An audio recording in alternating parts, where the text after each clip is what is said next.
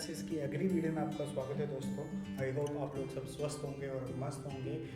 आज की इस वीडियो में दोस्तों आज हम बात करेंगे लेसन 2.3 की, जिसके अंदर हम नोटपैड जो हमने शुरू किया हुआ है उसकी नोटपैड की कमांड्स के ऊपर आज हम वर्क करेंगे। उनकी कमांड्स किस प्रकार से काम करती हैं और कैसे हमें उसको यूज़ करना है।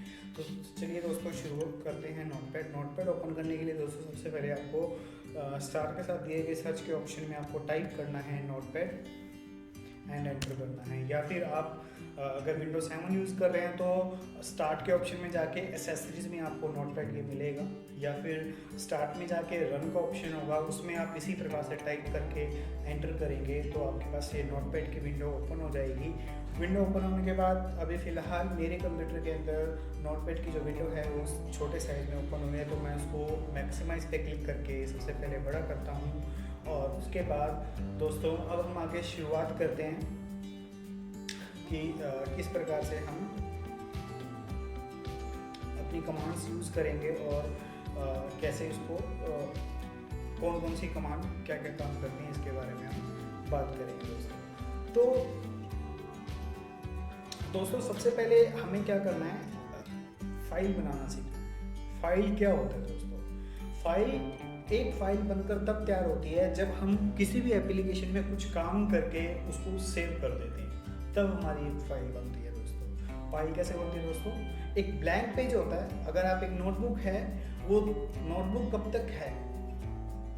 जब तक उसके अंदर कुछ भी नहीं लिखा है। जैसे हम उसमें कुछ लिख देते हैं तब तक वो, जैसे हम उसमें कुछ काम कर लेते हैं तब जाके वो किसी एक स्पेसिफिक सब्जेक्ट की नोटबुक बन जाती है, राइट। इसी प्रकार से जैसे कि अभी फ़िलहाल मैंने ये एप्लीकेशन ओपन की हुई है नोटपैड, इसके अंदर मैं कोई भी काम करना शुरू करता हूँ। जैसे कि मान लीजिए मैंने यहाँ पर कुछ लाइंस लिख देते हैं।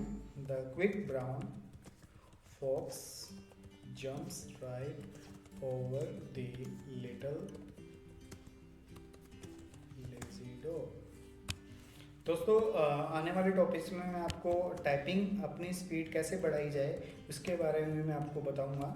ये जो लाइन फ़िलहाल मैं टाइप कर रहा हूँ आप इसको याद कीजिए। ये एक ऐसी लाइन है दोस्तों जिसके अंदर A to Z तक सभी कैरेक्टर आ जाते हैं। तो अगर आपको अपनी टाइपिंग स्पीड कंफर्म करनी हो कि आप बिना देखे टाइप कर सकते हैं सारे कैरेक्टर या नहीं, तो आपको ये लाइन जो है वो टाइप करनी चाहिए। इससे आप कंफर्म हो जाएंगे कि आप कितना फास्ट और कितने समय में ये पूरी लाइन हर एक कैरेक्टर तक पहुंच रही है।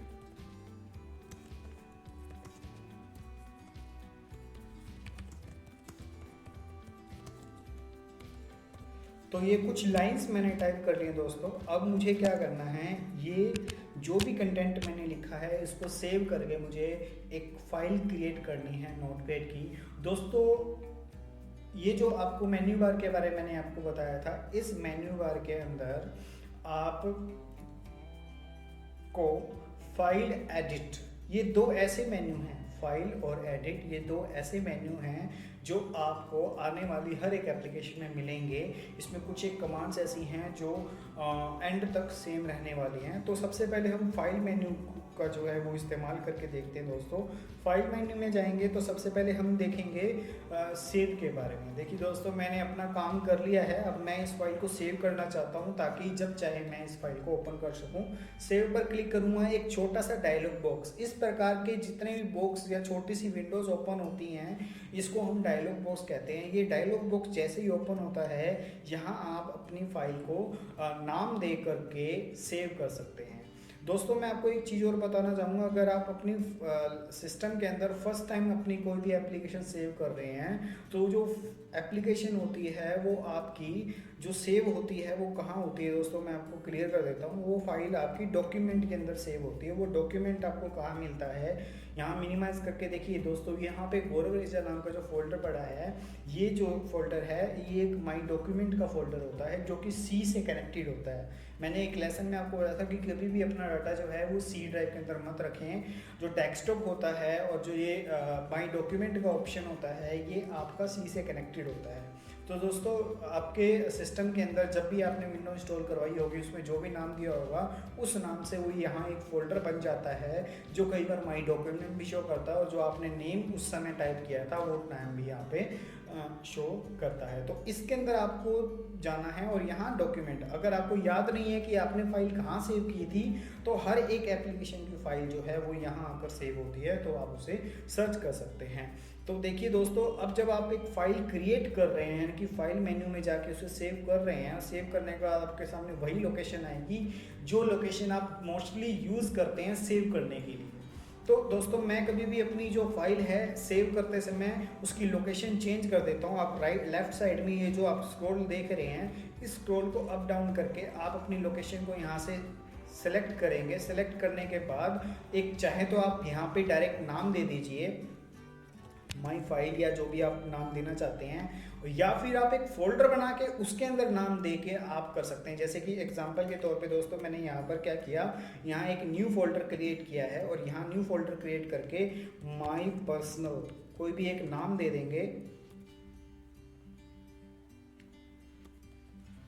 नाम देने के बाद आप इसको ओपन करेंगे। इस फोल्डर को ओपन करने के बाद ये खाली फोल्डर ओपन हो गए। यहाँ पे आप अपनी फाइल का नाम सेट करके सेव कर सकते हैं दोस्तों। तो ये आपकी फाइल अब सेव हो चुकी है।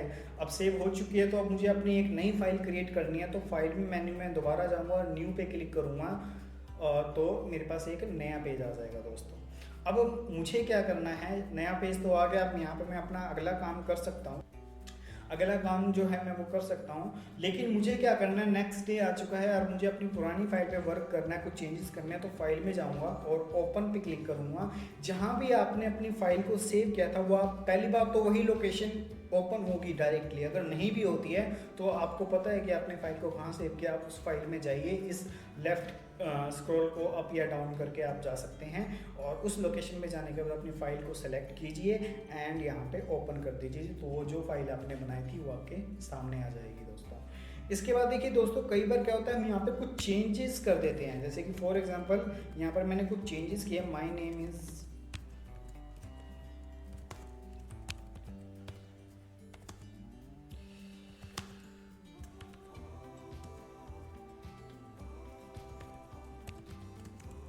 यहाँ पे मैंने अपना इंफॉर्मेशन डाल दी है। अब मैं यहाँ से इसको डायरेक्ट क्लोज कर रहा हूँ। अगर गलती से क्लोज होता है तो ये आपसे एक क्वेश्चन पुट करता है कि do you want to save changes to E drive my personal folder का नेम माई फाइल टेक्स्ट। क्या आप माई फाइल नाम की फाइल के अंदर कुछ चेंजेस करना चाहते हैं? क्योंकि अभी अभी जो आपने कुछ लिखा है वो अभी तक सेव नहीं किया गया है। हो सकता है ये गलती से लिख दिया गया हो सकता है आप सिर्फ रीड कर रहे हो और कुछ चेंज किया गया हो, इसलिए आपसे परमिशन लेता है कि सेव करना है या नहीं करना है। जी हाँ, बिल्कुल मुझे सेव करना है तो मैं सेव पे करूँगा। अगर मुझे नहीं करना है तो मैं डोंट सेव पे क्लिक करूँगा और वो मेरी फाइल क्लोज कर देगा। अब देखिए मैं वापस नोटपैड को ओपन करता हूँ।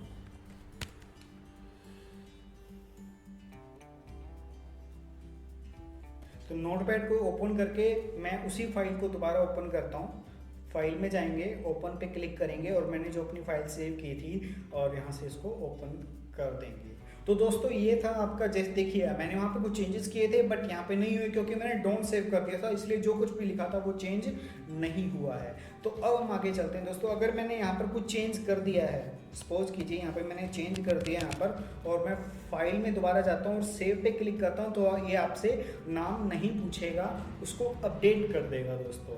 अपडेट करने का मतलब ये है कि जो भी आपने चेंज किया है वो उसी के अंदर अपडेट हो गया है, कोई नई फाइल नहीं बना रहा है, वो उसी चीज़ के अंदर, उसी डॉक्यूमेंट के अंदर आपका चेंज किया गया डाटा उसने अपडेट कर दिया, उसको सेव कर दिया है। बट आप चाहते हैं कि आप उस फाइल को आप उसी फाइल के थ्रू, अब दोस्तों मान लीजिए कि आपने इतना काम कर लिया है, ओके, अब आपका फ्रेंड है जो वो अपनी एक नई फाइल बनाना चाहता है लेकिन उसका कुछ डाटा जो है आपके डाटा से मैच करता है।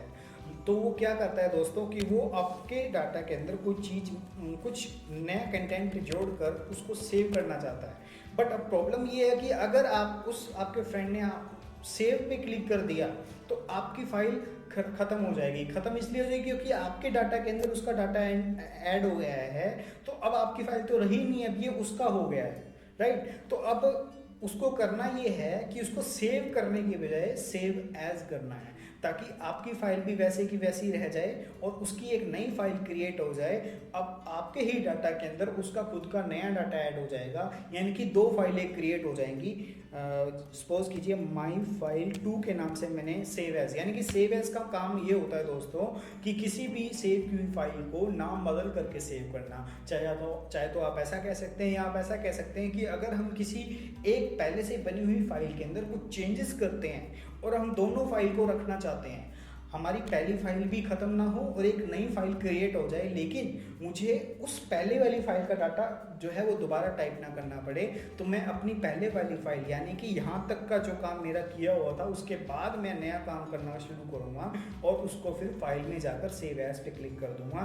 जिससे होगा ये दोस्तों कि आपके पास एक नई फाइल आ जाएगी जो कि नए नाम से होगी और पहले वाली फाइल में उतना ही डाटा रहेगा जितना आपने पहले रखा था। तो उसको चेक करने के लिए हम फाइल में जाते हैं और न्यू पे क्लिक करते हैं, फिर से फाइल में जाकर ओपन पर क्लिक करते हैं। सबसे पहले हम पहले वाली फाइल ओपन करके देखते हैं, तो आप देखेंगे दोस्तों कि उसके अंदर सिर्फ इतना ही डाटा है।